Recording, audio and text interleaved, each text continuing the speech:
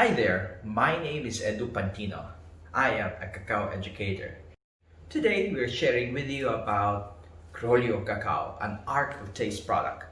Arc of Taste includes a world collection of small-scale quality productions that belong to history, cultures, and traditions of our planet, just like Criollo Cacao, a plant that naturally adapted here in the Philippines, a crop which came all the way from South America, specifically in Mexico, brought westward to the Philippines in the 1670s courtesy of the Manila-Acapulco galleon trade. With the introduction of high productive varieties like Forastero and Trinitario, there is a decline of Criollo Cacao. Thanks to well-meaning friends and farmers who have taken their own initiatives to save Criollo Cacao from extinction.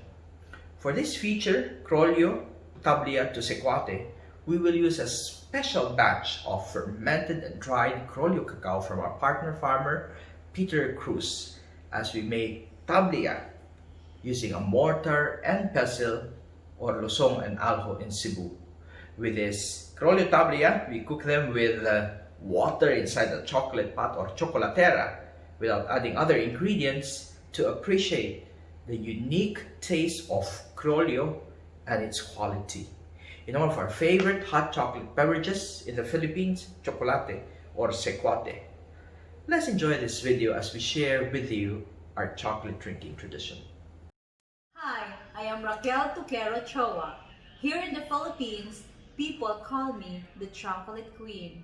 Personally, I prefer to call myself a Tablea Maker.